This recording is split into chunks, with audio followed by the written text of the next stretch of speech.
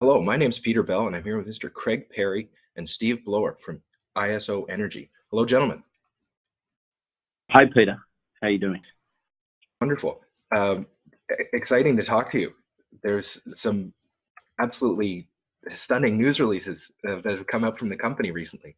I've never quite seen anything like this.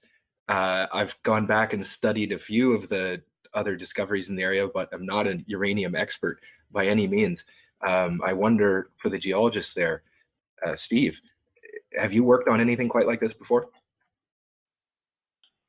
So my previous employer was Denison Mines, and we did drill off a couple of deposits down on the Wheeler River property. One of which we found when I was there, and so I have had a bit of experience like this, but it doesn't happen very often. I can tell you that, and it's definitely extremely exciting. Yeah, the grades just leave me puzzled. The comparison between a half meter at 38% U3O8 versus other intersections that are fractions of a percent. I wonder, is that normal in some sense, or how much of an outlier are these high grade intercepts? Yeah, so I mean, certainly the Athabasca is noted for its high-grade uranium, right? And when you get to a mineable deposit, you're certainly going to have intersections of those sorts of grades in the Athabasca. And so, yeah, it's I guess it depends on what sort of a scale you're looking at it at. Yep. Yeah, they're certainly extremely high grade, and yes, you don't drill these very bloody often in your career. Wonderful. And that's holes 1, 2, and 3 that are out, 4, 5, and 6 pending.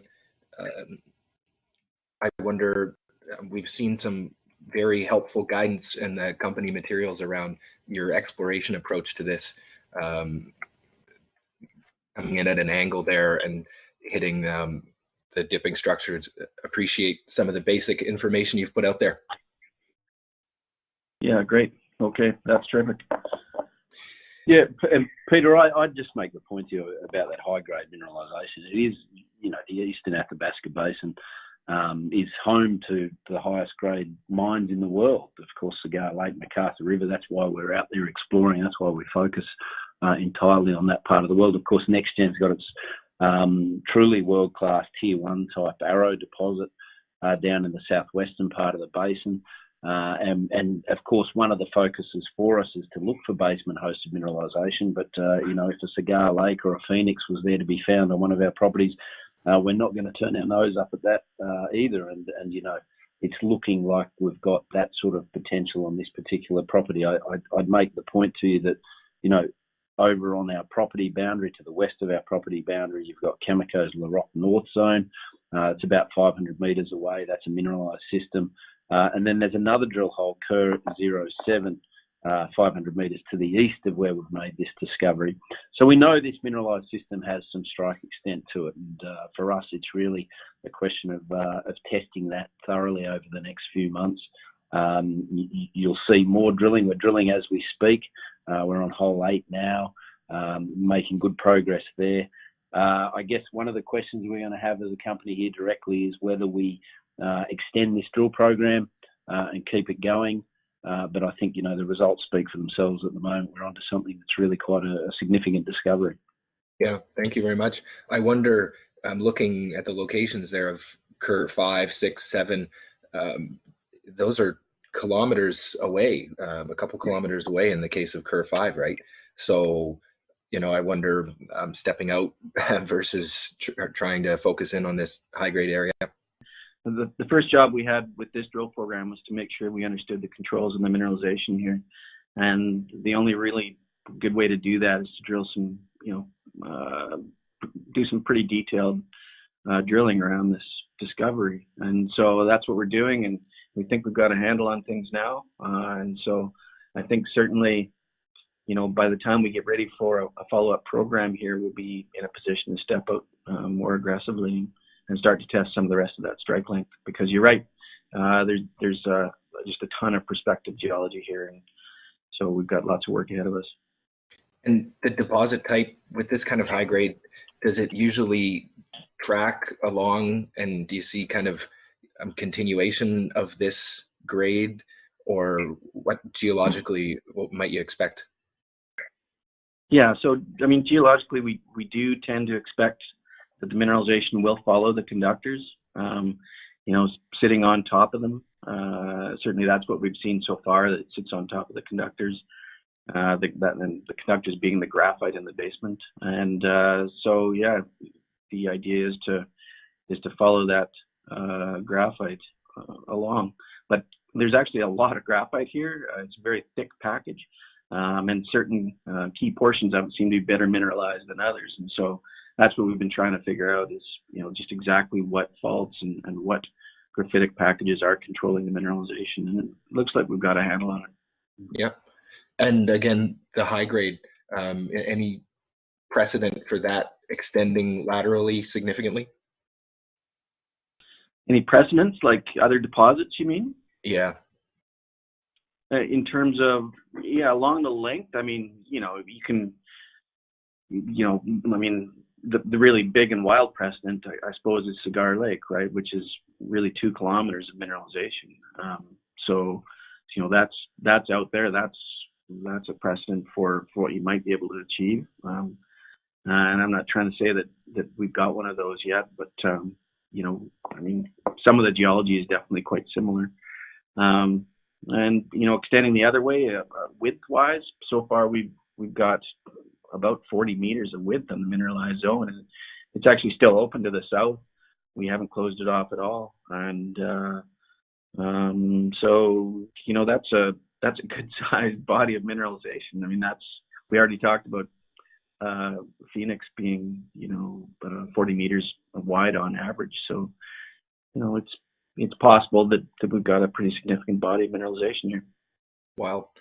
And I wonder, any surprises with faulting going on at depth or anything?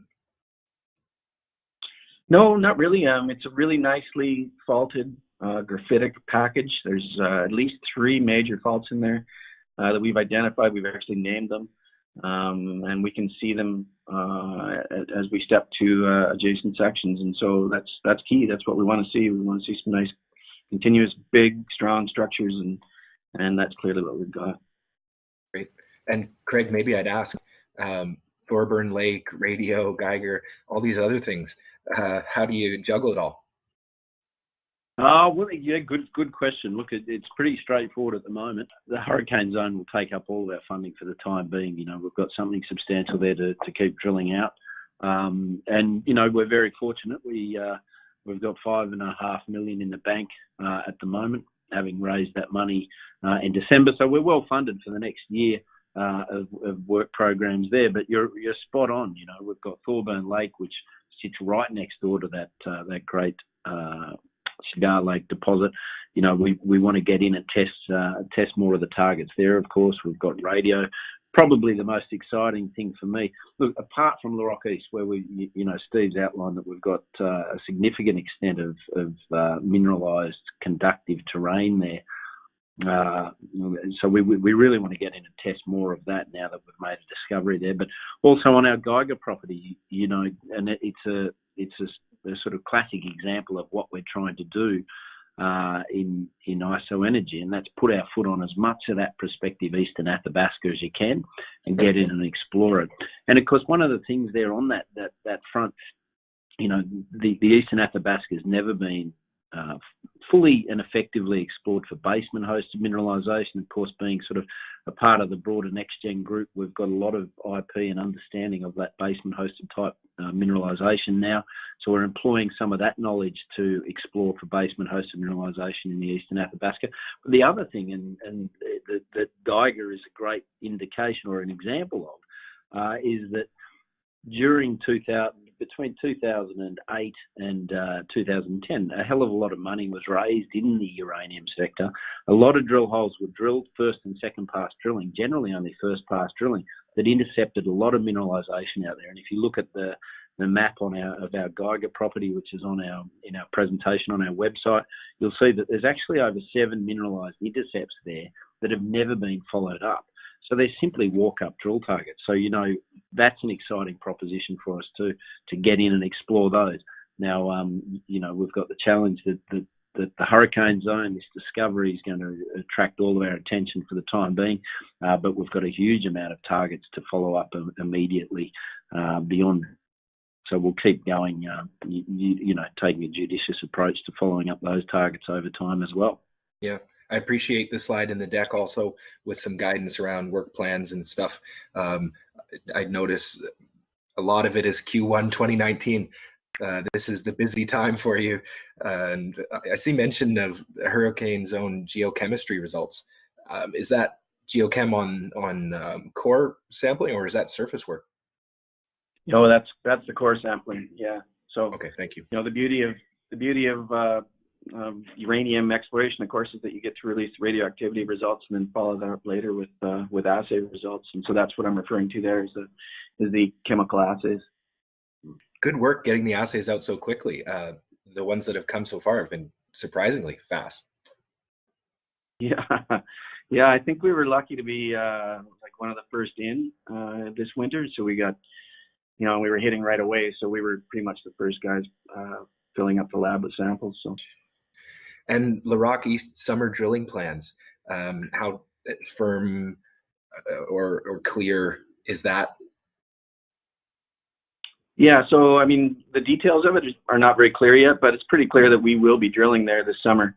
I mean, these results just require it, first of all, and secondly, we've raised quite a bit of flow through in December with that bought deal financing. So we've got to spend those dollars. A lot of that was flow through, so we'll have to spend that in 2019. So yeah, clearly we're going to be drilling more at Larocque East. Wonderful. Thank you very much, Steve.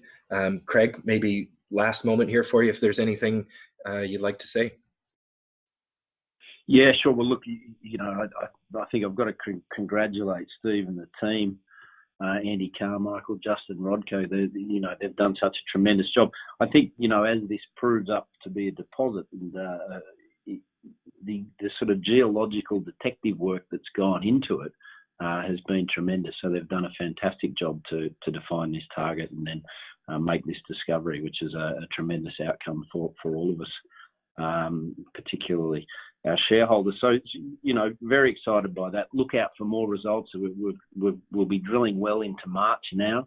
So plenty of more good results to come. I think, we then want to get in and do some geophysical work and better define our target going forward. And then, come summer, we'll be doing more drilling. So shareholders, investors can expect from us a lot more news flow over the next 6 months or so. Craig Parry and Steve Blower, IsoEnergy. Thank you very much. Thanks, Peter. Thanks, Peter.